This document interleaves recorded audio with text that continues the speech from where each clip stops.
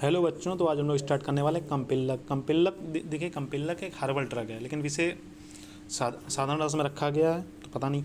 मेलोटस फिलिपिनस, इसका इतिहास चरक संहिता में भी इसका वर्णन मिलता है, शिशु संहिता में भी वर्णन, रस के समस्त ग्रंथों में तो वर्णन मिलेगा ही मिलेगा। ठीक है। कम्पिल्लक निर्यास या फल रज, कम्पिल्लक का जो अंदर से निर्यास निकलता है, जो जले मतलब स्टार्च लाइक सब्सटेंस, उसका यूज़ करते हैं हम लोग। पक जाने पर powder like substance on the surface of the फल, एक मतलब जब ये पक जाता है तो एक सरफेस पर एक पाउडर लाइक सब्सटेंस होता है। ठीक है। फल रज क्या होता है? रेड इन कलर होता है, सॉफ्ट इन टेक्सचर होता है, not soluble in cold water, partially soluble in hot water. ठीक है। प्राप्ति स्थान बताएं, सौराष्ट्र यानी गुजरात, बिहार, झारखंड में पाया जाता है। ठीक है।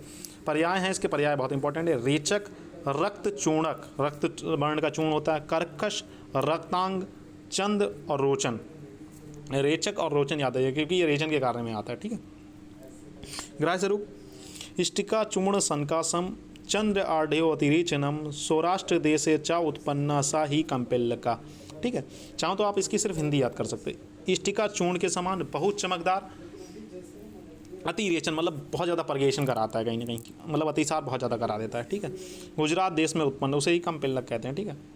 मात्रा इसकी है 4 से 6 रत्ती। अनुपान में इस जैसे अगर इसको खाने के बाद आप क्या ले सकते हैं? शहद ले सकते हैं। ठीक है। अडल्ट्रेंट क्या होता है? इष्टिका चूर्ण होता है। जब आप इसे छू के देखेंगे तो ये बिल्कुल सॉफ्ट टू टच होता है, लेकिन इष्टिका चूर्ण को अगर देखेंगे तो वो बहुत रफ होता है। तो इसमें इष्टिका चूर्ण मिलाया जाए तो उसे कैसे हम लोग कैसे निकालेंगे?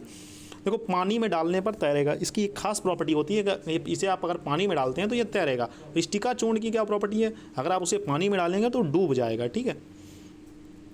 अंगुली को पानी में डुबाकर उस पर कम्पिल्लक लगाकर सफ़ेद कागज़ पर लगाने से पीले रंग की रेखा बनती है। अगर आपने उंगली ली तो उसे पानी में डाला, पानी में डालने के बाद कम्पिल्लक वाला जो पाउडर लिया उसे लिया और उसे खींच के देखा तो उसमें एक पीले रंग की रेखा बनेगी। ठीक है।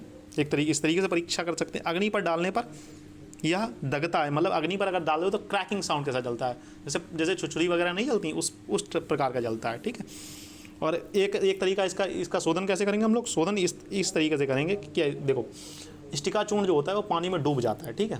कम्पिल्लक जो होता है वो पानी में तैरता है। ठीक है। तो हम लोग क्या करेंगे?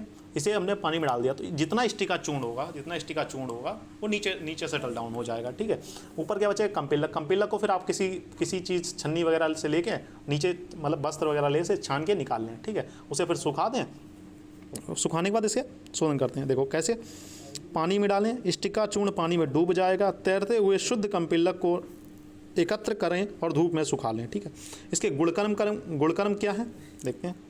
रेचन है, अधमान मतलब पेट फूलने को कम करेगा, विबंधहर मतलब कॉन्स्टिपेशन को दूर करेगा, कफज उदर रोग को हल करेगा, कफर उदर रोग को कम करेगा। ठीक है।